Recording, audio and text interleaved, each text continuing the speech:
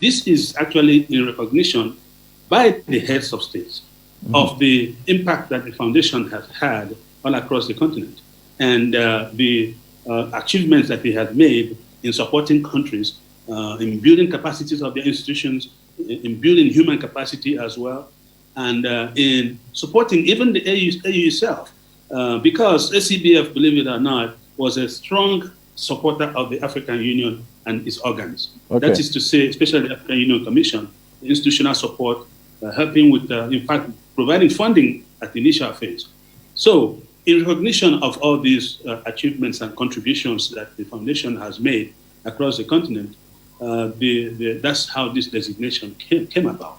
But also, it is because our board of governors and our executive board really supported when I floated the idea that in order to enhance, again, relevance and sustainability of the foundation, that we needed to anchor it properly within the development architecture of the continent. Because before then, it wasn't quite sure what ACBF really was, whether it was a World Bank project or or African member states project, or it was something that was just existing out there. Okay. So of course, we aligned our vision. We changed our vision to an Africa capable of achieving its own development, and then aligned our work with Agenda 2063, which even led us to develop a lot of analysis on the capacity imperatives for achieving Agenda 2063, including strategies for building those capacities. So this is, in a nutshell, the long and short of the story about ACBF becoming one of the key pillars in terms of the development architecture of Africa. Okay, and I'm sure to most of us, anytime we hear about capacity building, it's about meetings and trainings that will help us all better understand how certain things work. How does that translate at the AU member states level when you talk about capacity development? How do you say, let's say we're taking a country like Liberia and using ACBF to build capacity for it? How does that work normally? Are there some studies that are done initially, and then out of that study you realize that maybe there are some shortcomings in that country, and therefore these are the options that would help build their capacity? How does it normally work? Absolutely. Again, very, very good question.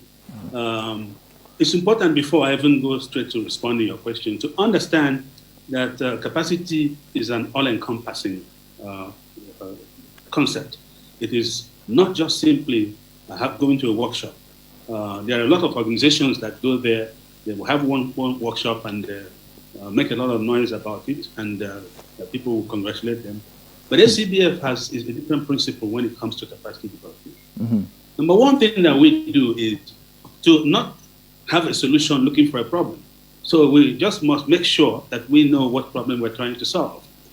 Sometimes it is driven by us, but mostly it is demand driven by the recipients and the beneficiaries. So you use Liberia as an example. If we get into Liberia and meet the minister, and I've done that before, including the former president, and they sort of highlighted challenges they're facing. So we, as you rightly pointed out, first thing we do is to do some kind of diagnostic work, which is what we call the capacity needs assessment. And then so we have a holistic understanding of where the country is in this regard. And then we're working together. So this is something that is participatory, which is also one of our principles, mm-hmm. Principle meaning that owner participation in the process, whether it's even in the study itself, in the discussion about the analysis, in the validation, and then the prioritization. Then having done that, out of this comes a capacity development strategy or plan. Okay. And then that's how we now say that's how we intervene. If, for example, they say in the Ministry of Finance, we just realized that we have a big problem here, not just simply about experts in macroeconomic management or financial, public finance management or budgeting or whatever, but that we don't even have, the systems in place, whether they are computers or other kinds of things. We don't even have a performance and a system that helps to measure what people are. We actually, sometimes it will involve even not having the buildings, or not having adequate space, or not having human resource policies and monitoring and evaluation systems, as well as strong financial management systems. So these are the things that we look at, and then we begin to address them in a holistic manner. Because if you train all the people and give them expertise, and they go back to an office that is either inhospitable or they don't have the equipment to work, you have wasted your resources, because they're not going to be able to perform. And so we realize that that's the case. And then the third thing that we do then is to ensure that we have a multi-year program. So it's not one workshop or one buying a computer and giving to somebody. No, it's a multi-year program, because capacity is not built overnight. But you pay attention to the issue I mentioned before, especially regarding human capacity development, that as you build capacity, you should make sure you pay attention to retaining the capacity. There's nothing for you to train people and then you lose them to other places, to the private sector, to overseas. But at the same time, that when you retain them, you also fully utilize them. And then the utilization and maybe harmonization and all out. So these are the things. There is this ownership thing that is in there. There is this looking at it from a long-term standpoint and not just simply a one workshop business. And number 4 is making sure that you pay attention to the issues I mentioned: retention, utilization, and harmonization. And finally, you ensure that there is buy-in from the leadership in this process of doing that, and that you have planned for sustainability once you have established things that are there. Fantastic. Now let's shift over a little to the topic of the African Continental Free Trade Area. Since the African Continental Free Trade Area is just really upon us in a couple of weeks' time, we do know that organizations like the UN Economic Commission for Africa has been offering a lot of support to help member states develop strategies to respond to the African Continental Free Trade Area. Where does the Africa Capacity Building Foundation come in at this point, also as an AU agency, to help support member states on the, let's say, a plan or a strategy for the African Continental Free Trade Area? Yes, thank you very much for that question. Again, we have been, just like the other organizations, been focusing on areas that we believe we have comparative advantage, and so that we will avoid wasteful duplication of efforts. And so we coordinate very well, allowing the political leadership and the championing of the process for the African Union, the UNECA helping countries to develop their strategy, and then AfCFTA Bank, for example, helping to develop trade financing and payment systems that will enable trade to actually happen. But ACBF comes in to look at the issue of country readiness. How ready are countries to do this? And so first thing we have done is to develop, again, a strategy for addressing this issue, and which will involve mapping, helping to create awareness and commitment, and the operational readiness, and also helping, again, to develop the skills that will help the operationalization of AfCFTA at various levels, whether it's at the country level or at the regional level, regional economic communities, as well as the African Union itself. And then we are now working on a major project about digital capacity building, because we believe that this is a very important area that will enhance trade, especially for SMEs and the youth entrepreneurs and others. Because if there's something that the COVID-19 pandemic has shown us, it is that those who had digital capacity or digitalization were better off than those who did not have that. In other words, when there's lockdown and you couldn't function, and you're not in this game, then you have to suffer the consequences. And then, of course, there's institutional support as well. As I mentioned, I gave examples, and I will be more specific on that particular point. And policy support, and then sharing knowledge and creating policy forums. So this coming year, we have some priority areas, and of course, fostering the implementation of AfCFTA is one of those areas. In fact, is number one priority in addition to dealing with the COVID-19 pandemic. So we are going to enhance the capacity of the AfCFTA Secretariat, which is there in Accra, Ghana. I've already discussed with the Secretary General on how. So this is kind of institutional support I mean, to so that they can actually be capacitated to begin to do their job. Of course, AfCFTA Bank is also there, so we're really working with them to provide this support. We can help them to develop things like operational manuals, and then improve their processes, operational processes and procedures. And then we, working with AFDB, will deploy, subject matter experts to provide technical support to the AfCFTA Secretariat and the regional economic communities, and support the production of manufacturing manuals for training, especially in areas related to manufacturing and trade. We're also working together with AfCFTA Bank to promote factoring, which is very important for intra-trade and trade finance as well. So there's a lot of things that we're going to be doing. We believe that, as we said, signing the agreement is one thing, ratifying it is another thing. After ratifying it, and now implementing it is a different thing. Okay. Even if you have a fantastic strategy, but you don't have the capacity to implement it, then you know what is going to happen. That is, it will just remain a fantastic strategy that doesn't lead to anything. Okay. But finally, we're also going to work with the private sector and others. We have already organized some work in getting the private sector and other stakeholders so that the government can fully better understand exactly what their needs are in terms of trading come January 1. Okay, fantastic. I think at this stage, maybe we can resort to some of the participants who are listening to us and find out whether if they have any questions that they also want to address to you. Maybe we can do that, guys. If anyone has a question, they can, some of the participants. So are there any participants who would like to ask a question to Professor Nnadozie? They should just go ahead.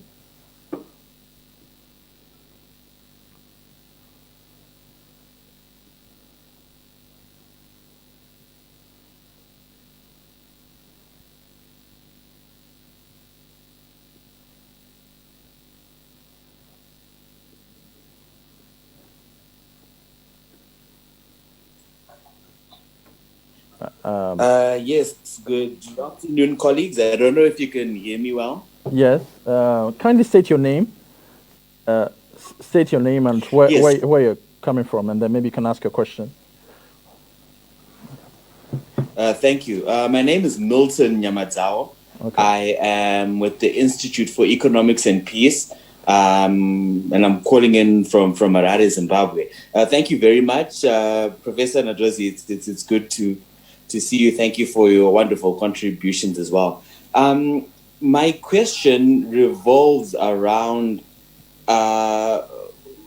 what you would make, or what your opinion would be on the effect that the relationship between the US of A and China is, given that there are constant tensions between them that threaten to spill out and affect the rest of the world. And also just a brief comment on the effect of what has been called the debt trap diplomacy of China on the continental free trade area. Thank you. Thank you very much. Very good question indeed. Well, let me start with the first one. If we look at it from a trade standpoint, I suspect your question goes beyond trade. But if we look at it from the trade standpoint, this is one more illustration of the reason why the WTO needs to be strengthened, and action needs to be taken very quickly and very rapidly in confirming the Director General of WTO. I think there has been consensus, so it will be important for that process to go forward. Because one key role that can be that WTO can play is in assisting the negotiation between these two countries, so that they can come to some sort of understanding, especially from the standpoint of trade issues. But on the other ones, on issues that are broader than that, again, we're all hopeful that things will improve, especially since the elections of the past in the United States. So there's that kind of sense of optimism, and at least the approach that will be used in the engagement process will result in something that is not exactly the same way it is today, and will enable the people from the rest of the world to be able to benefit from this issue. And then on the second issue, which is on, if you remind me again what that was. I think the death trap of China on AfTA. Exactly. Yeah. Yes. You know that there are two ways of looking at an issue. Something like that is that there is a lender and there's a borrower. So if you decide to accept debt, it means to me that you are aware of the potential dangers facing over indebtedness or over borrowing, especially if you borrow and consume rather than invest in things that will lead to higher economic growth and greater development. So in this kind of picture, we need to look at it very, very carefully to say, remember the last time they used to use the word odious debt, where a lot of indiscipline happened in Africa, and people, because money was available, went ahead and keep borrowing left, right, and center without any regards to the impact it will have on their economies and on their societies. So I think in Africa, debt is necessary, don't get me wrong, because especially if you want to make massive capital investment, you really, sometimes you cannot have enough of the resources to be able to build a dam or railroad or build an airport. So chances are that you need to mobilize that. But I will recommend to African countries, rather than borrowing, which seems to be an easier, especially if resources are available, to pay more attention to investment. The same money you're borrowing from China, you could have them to invest in your country. So that way, it's a win-win situation for everybody.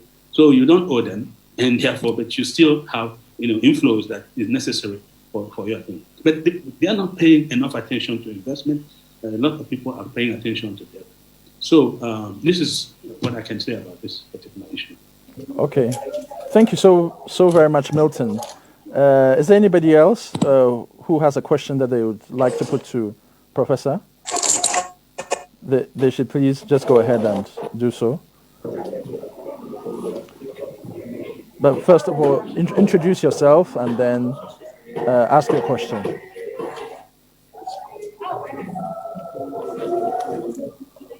Sorry, can I go ahead? Yes. It sounds like there's some noise in your background. Sorry. I am not in a quiet place. Let me move away. Can you hear me now? I think it's better, yes. Okay, thank you. So this is Audrey Bainey, part of the AfTA Policy Network. Okay. I had a question for Professor. Are there any plans in place to ensure that women will succeed once this AfTA comes into place in January? Any special plans that focuses on women? Okay. Who I think have been marginalized to an extent up until now. Okay. Thank you very much for a very important question.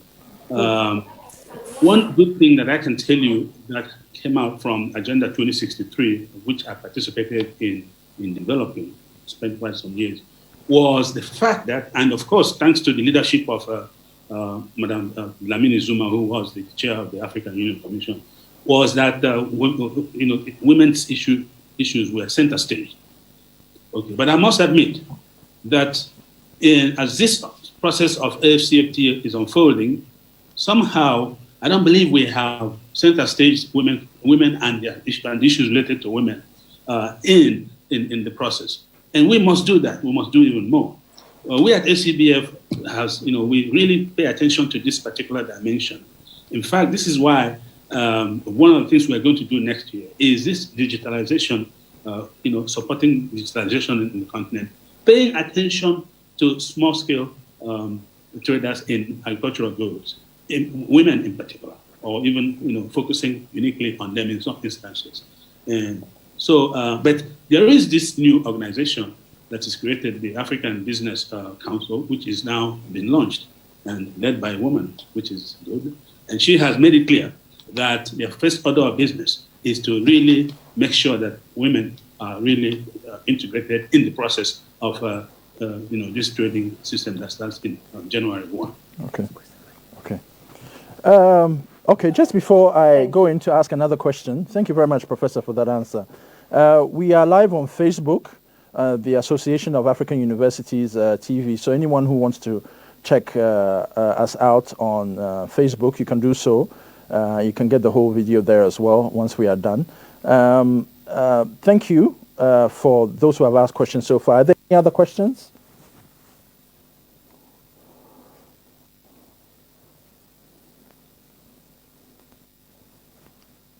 Hello? I'm sure there are people have other questions to ask. If you do, feel free to unmute your mic and ask your question.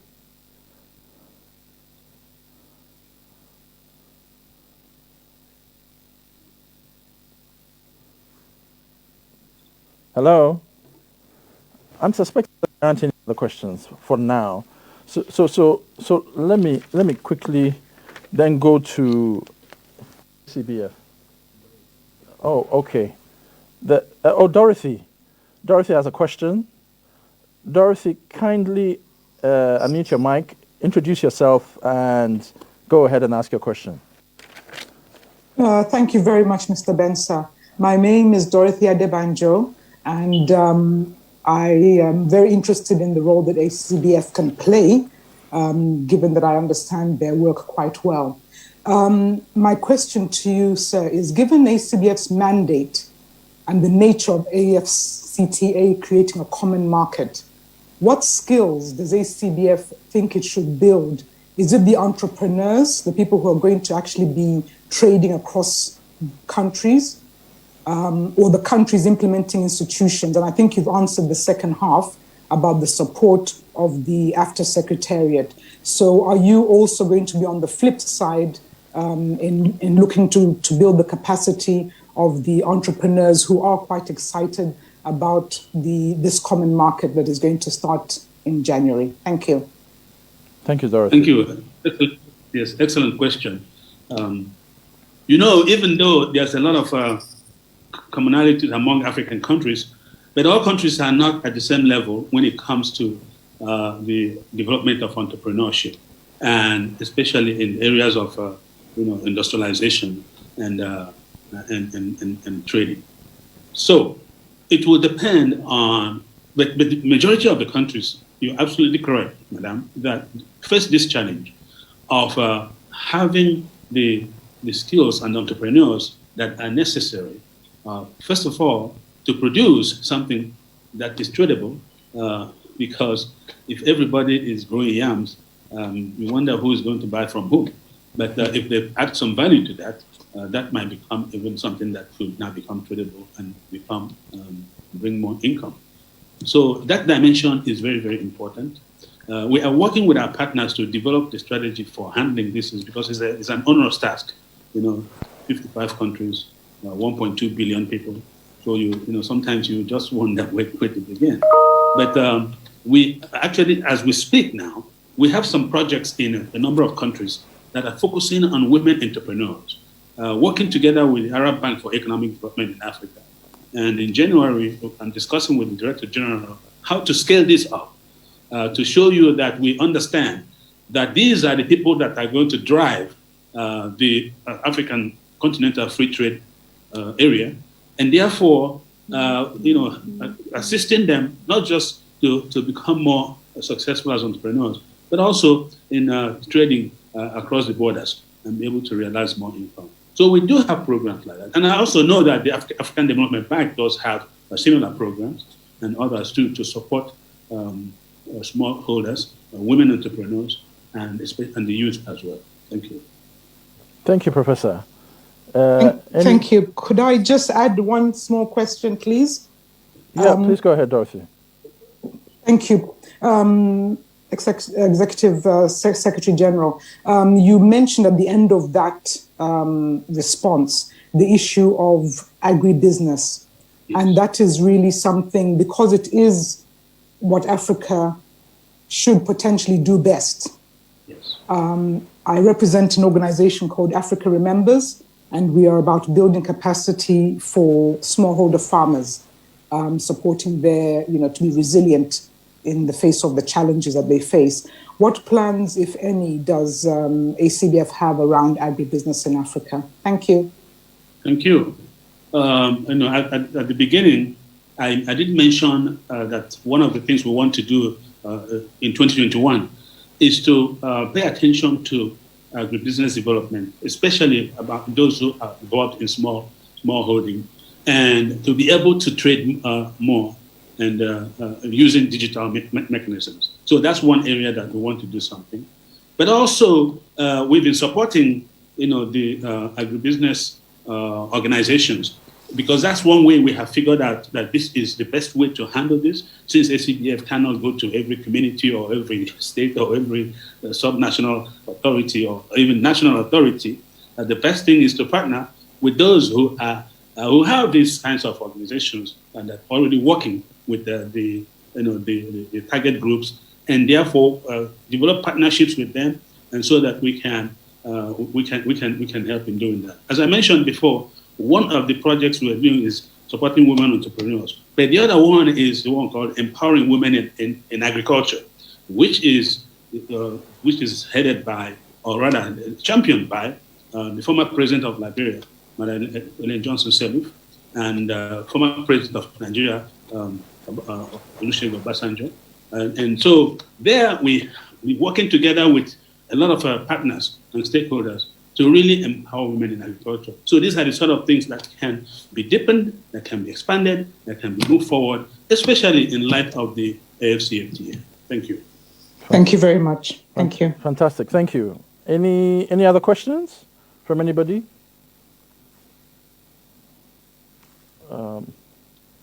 Failing which, maybe I can proceed and ask a question about ACBF and its assessment of Agenda 2063, especially in the light of the fact that there's Agenda 2030 as well, which is the Sustainable Development Goals. You talk to many civil society activists here and there, and a lot of them are wondering why one has not pushed Agenda 2063 in the way that SDGs has been pushed. It is not to say that both of them do not complement each other, but given that ACBF is one of the AU agencies helping promote and offering capacity to member states on Agenda 2063, is there anything in your view, Professor, that you think you can tell us about the roadmap for building greater capacity on Agenda 2063?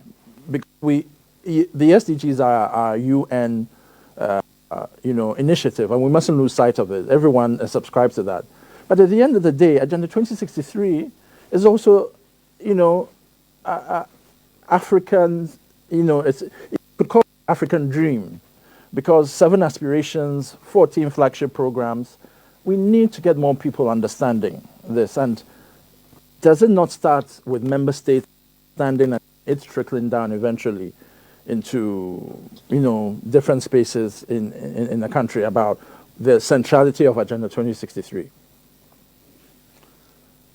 Well, I can answer that question by saying a couple of things. Okay. First thing I would say is the glass may not be full, but I don't believe it's half empty. Okay. I think that for a number of reasons, I'm actually encouraged for the first time, because we at ACBF did do an analysis of the implementation of agreements and whatever that the African heads of states put together, the AU. And the record was not encouraging. But, that is whether they've been ratified or domesticated or even, applied. So, if you see that in just 2 years ago, in March 2018, what is going to happen on January 1st this year was just launched. And 54 countries signed up to it. And there's about, I believe, 34 now that have ratified. And others have actually said that it's just a matter of time before they ratify. And the trading is going to start in. So that is highly encouraging. It is, I don't think it has ever happened in the history of the continent. Maybe, the African Union itself, maybe some of the political things in the OAU may have happened as fast as well. But this particular thing is encouraging. But is encouraging enough? The answer is no. But I will also argue that it's not just only Agenda 2063. The SDGs itself is still not facing the sort of publicity and the sort of acceptance that it should have. And a lot of that has to do with some of the developed countries who just basically have not really done what they're supposed to do. And a lot of things happening in the world also remove attention from that.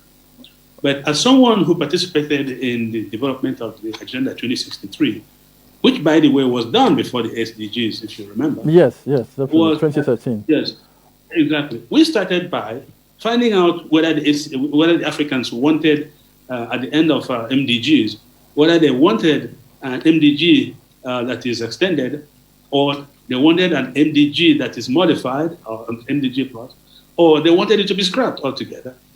And of course, this was before anyone else in the world was even thinking about the post-2015 agenda. And so Africans say they wanted MDG modified to include things that they think are more important. So we went ahead and started to develop certain things that we felt should be in a post-2015 agenda. And eventually, what emerged was the African Common Position on the post-2015 agenda. And for once again, Africans went through their representatives in New York and in Geneva and made sure that they are all aware of what African Common Position was, so that when the debate will start, everybody's not going to be talking, across each other, but rather they had a common vision. So I was highly encouraged when the former president of the US, Obama, stated that he was saying, I've looked at the African Common Position and I kind of like it. Okay. And so what you have actually in the SDGs is what you have in Agenda 2063, minus regional integration. Okay. That's really what it is. So in a sense, even though we're not popularizing it and promoting it the way we should be promoting it, we should take heart at the fact that there isn't the kind of divergence you saw before in two existing things. But this time around, there is a serious convergence. And what Africa has said that we don't want to have two different monitoring and evaluation systems. We'll have just one. Okay. And because there's something there. So we'll have one to monitor both things at the same time. And thirdly, because I did indicate that if you come from Lagos Plan of Action, the Abuja Treaty, the you name it, everything that has been done in between, very good programs that they never quite got, including NEPAD, by the way, they couldn't get implemented the way we thought they should be implemented. One of the major reasons is that nobody ever paid attention to capacity. And this is why we took time to carefully analyze the capacity dimensions or imperatives for achieving the objectives of Agenda 2063. We began with the first 10-year plan to say, if you want to achieve this first 10-year plan, implement it. What sort of capacity do you need, especially with regard to the flagship projects, as well as what countries will need to do that. So those are available for anybody who wants to have them. And that is the basis upon which the interventions we're doing are made. Okay. Thank you very much for that overview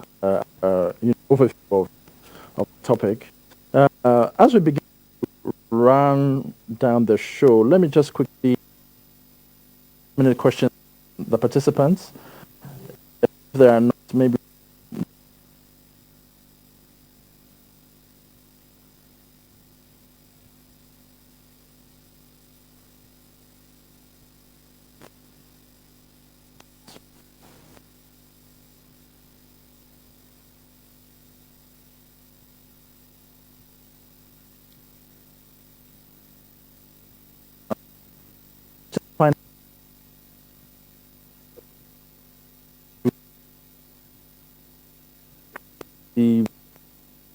for whole institutions from a bank and all institutions. In your view, what do we need to keep? What do we need to keep our? What do we need to do to keep our eye on the ball on the negotiations? Because there's so much going on that ordinary people are not going to be able to take in everything. So what would you recommend that we, ordinary citizens do so they can get to understand what the whole African Continental Free Trade Area is about? Yes, I think as we have already seen, the COVID-19 pandemic affected the rollout and implementation of the AfCFTA, because this was supposed to have happened in June this year, but it's happening in January 2021.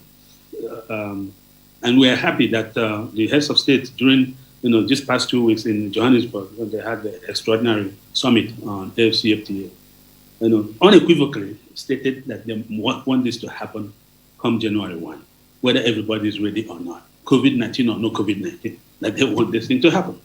And that is the way it should be. Because I'm a believer in that development is not something that happens only when you have the optimal conditions available. You'll never have that.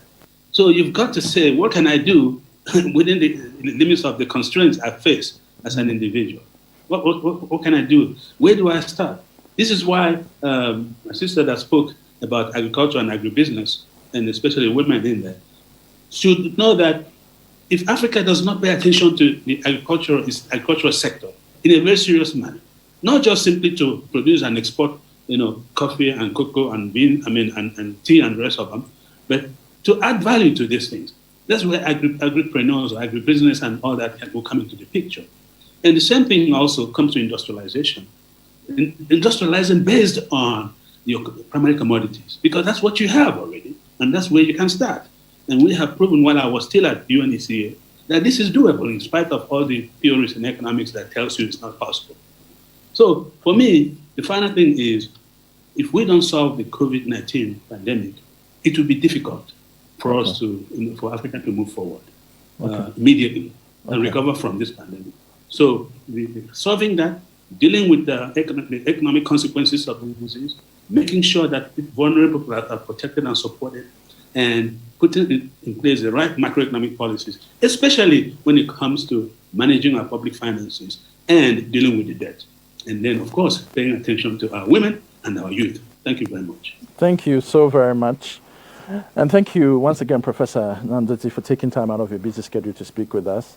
And we hope to be able to engage you sometime in 2021 when you are less busy. I know it's going to be quite a busy period for you, but we will try and through your able staff, find out whether we can get you to give us an update sometime in 2021 on developments around ACBF and AfCFTA. I think it'll be good for people to begin to buy into the idea of the great work that the ACBF is also doing. So thank you once again. I want to thank all the participants who took time to also tune in. I'm sure there are further questions that you may have. We'll be happy to take a look at these questions and see whether we can send them further on. But Professor Nandoti, thank you so much. I know that you should probably be spending time with family for Christmas, but alas, you are here, speaking to us. So thank you so much. Thank you very much for having me, and also let me thank your wonderful participants. Yeah.